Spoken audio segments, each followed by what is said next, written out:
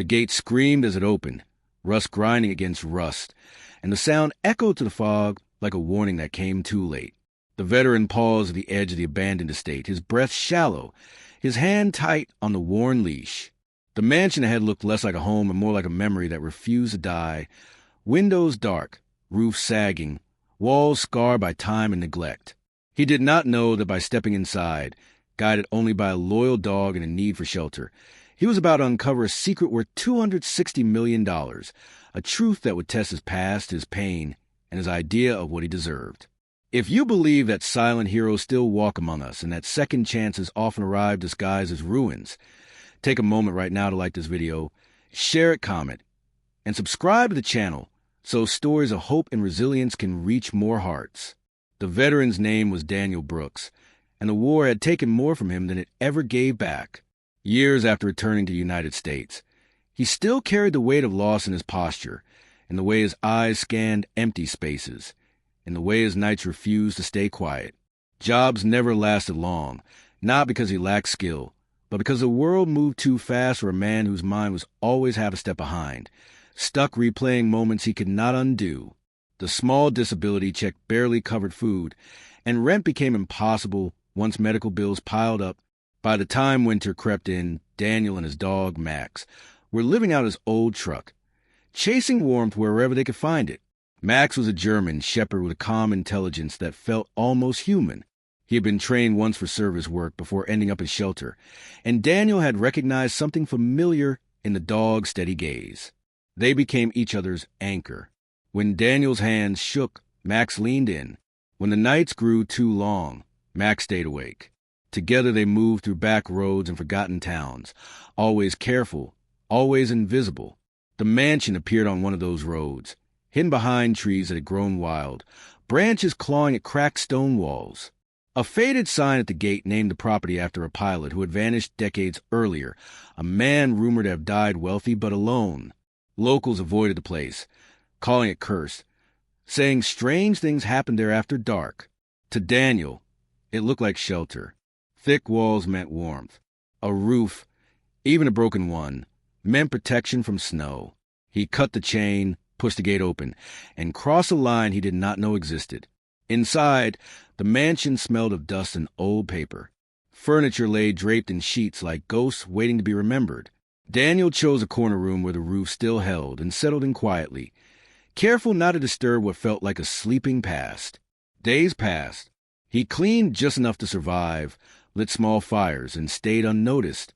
Max explored with cautious curiosity, nose tracing the floor, ears alert, as if the house itself were breathing. The change began on the fourth night. Max refused to settle, pacing near the grand staircase, stopping at a wall that looked no different from the rest.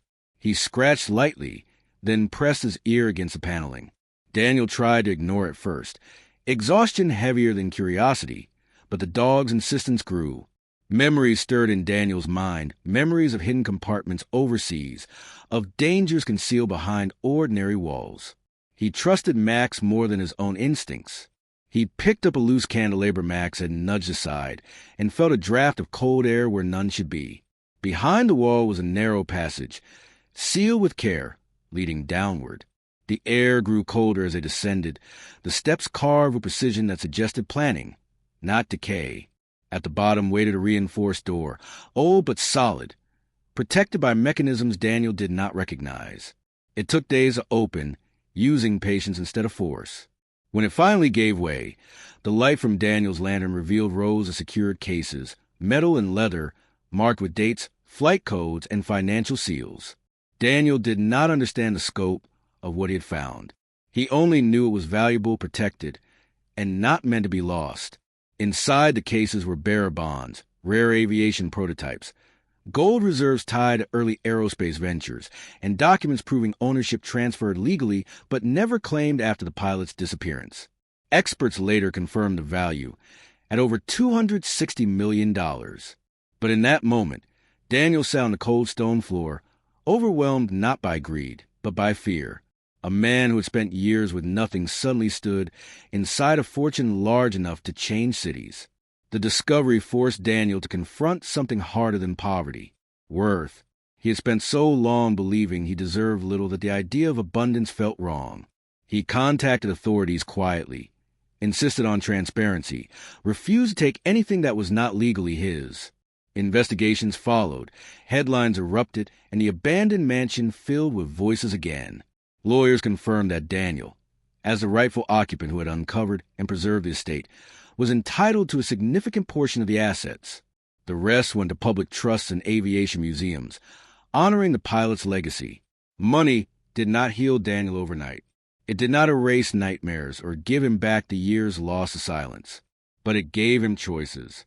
He left the mansion restored but untouched in spirit, turning it into a veteran's retreat where others like him could breathe without judgment. He funded mental health programs, service dog training centers, and shelters for those who had fallen through the cracks. He kept his life simple, living in a small home nearby, walking Max every morning to the same trees that once hit his lowest moment. Max aged peacefully, his purpose fulfilled not through commands, but through trust. Daniel never called himself lucky. He called himself found. Found by a dog who listened when he could not, by a place that offered shelter without questions, and by a secret that demanded responsibility rather than indulgence. Just before this story ends, take a moment to comment and share what part of this journey moved you the most or reminded you of someone you know. Your voice helps these stories reach others who are still searching. The mansion no longer stands abandoned. Its windows glow softly at night, not with wealth, but with purpose.